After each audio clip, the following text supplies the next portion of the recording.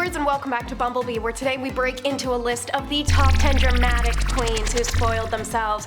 Treat yourself. Queen number 10 is Marie of Romania, otherwise known as Missy, the nickname she earned to match her spunk and vitality. With her father always away, her Duchess mother reigned the household, and Marie learned a lot from the independent girl boss of a mother, even though the Duchess believed that the apple had fallen miles from her tree. AKA, she thought her kids were kinda dumb, but this is because Missy, in namesake of this video, loved to be spoiled. Attending her mother's countless parties, she loved to be in the spotlight. She'd even ride her white horse through the center of them. When it wasn't a party, it was a theater or gown shopping. Missy loved material things and entertainment.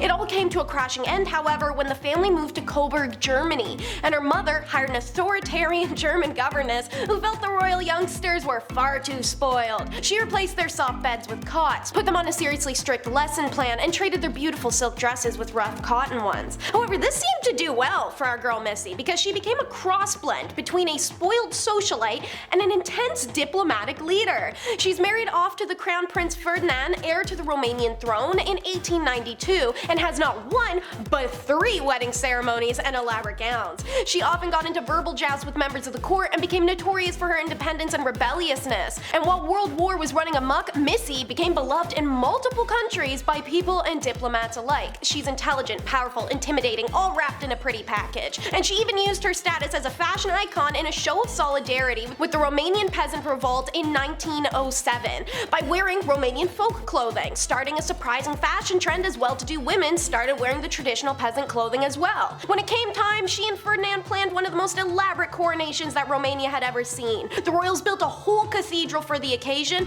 and then they served steak to over 20,000 people. Missy wore an elegant custom-made silk and fur costume, and a famous Parisian jeweler made her solid gold crown. Treat yourself. Queen number 9 is Antoinette. Come on, you know she's gonna come up. Trust me, I'm not the type to smear campaign Marie Antoinette either, because at the end of the day, she was a teenage puppet shipped off to France to forge political alliances as a figurehead. She was intentionally undereducated, yes, but that didn't make her ignorantly evil. Marie Antoinette has become synonymous with the decadence and the unfortunate focal point of the French Revolution. While she never said the famous line, "Let them eat cake," she most definitely displayed grandeur at a time where people were starving, leaving her plagued by gossip and scandal, which she chose to ignore, and that doesn't look very good. She set trends for stuffed bird hats that led to a species being hunted to extinction, and she imported the world's most expensive material at the time, a hand-painted fabric from India, for many of her dresses. She donned gold and jewels. Meanwhile, outside the palace gates,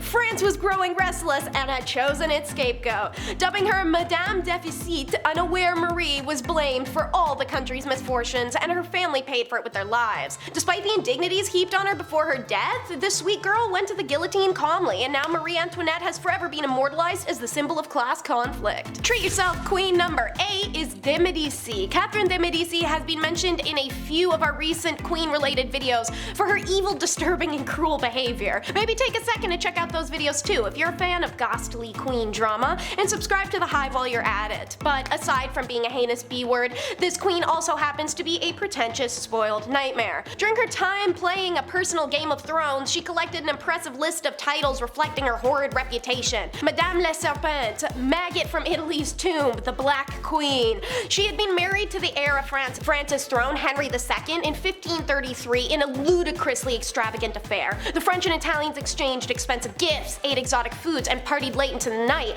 Henry even spent the evening showing off to his new bride. However, his mistress, Diane De Poitiers, held his heart. Catherine hated Diane. However, when she came to France, Catherine witnessed for the first time the power a beautiful woman could wield on a man in courts. Thanks to Diane and Henry's relationship, which she would watch through holes she drilled in the floor and their walls. Not kidding. Anyways, Catherine, ever the tactician, gained a reputation for surrounding herself with France's most beautiful and desired women, dubbed the Flying Squadron.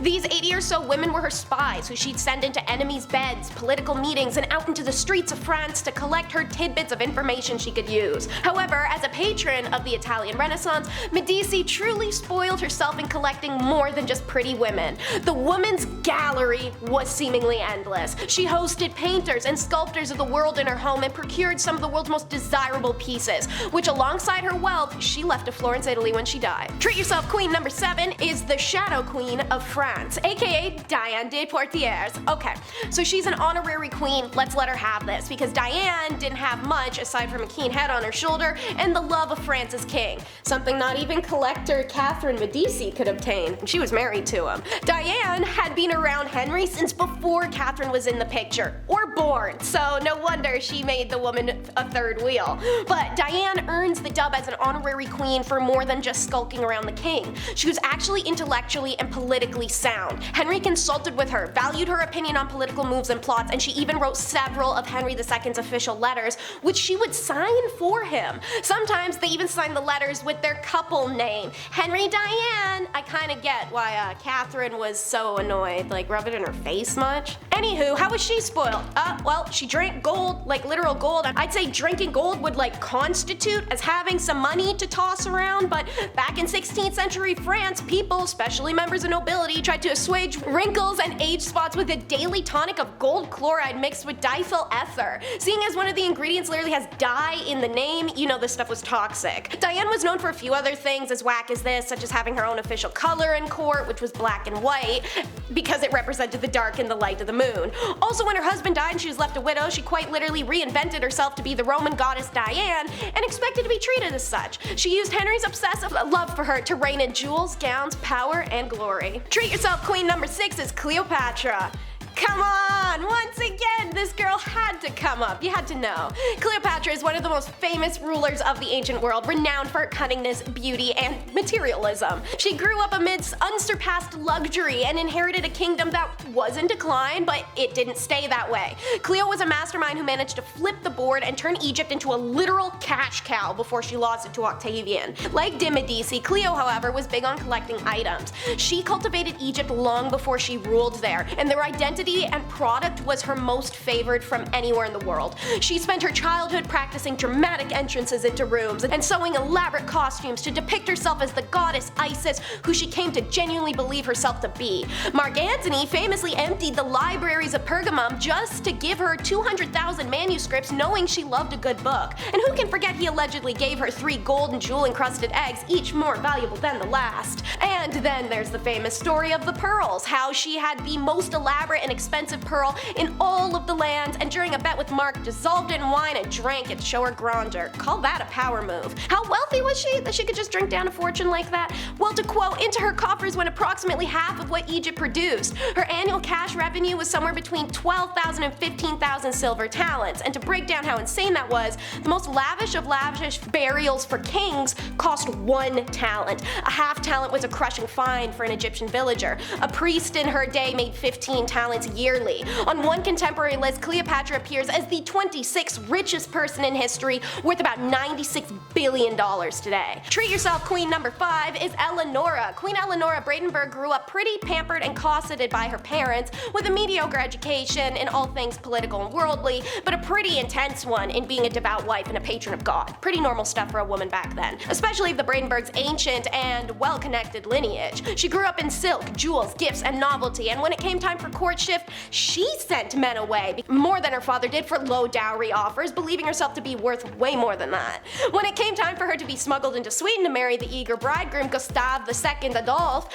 she was head over heels with the man she had barely met. Maria never truly grew out of her childishness and was clingy and dependent on the king. In his presence, she glowed like the sun. In his absence, she was depressed and fearful, going into hysterics if he was delayed in returning home or, God forbid, was wounded. When he did die, it was a crap show. Maria teared wallpaper off the walls and ripped her clothing apart. Then she embalmed his body and brought it with her and their heir everywhere they went for months on end. Maria, before and after her husband's death, but especially after she was given power, was known to have exiled high-ranking courtiers and even killed them in some cases should they not comply and grant her desires or tell her what she wanted to hear. She also would confiscate land and property from her subjects without due cause, and of course funded her lavish lifestyle and expensive taste by imposing heavy taxes. Treat yourself queen number 4 is Queen Margherita of Italy, and yes, the pizza is named after her. I am not kidding, we'll get get to that in a minute. This rags to riches queen did have her spoiled moments, but she was genuinely a pretty level-headed person. She greatly supported the alliance of Italy and the German Empire.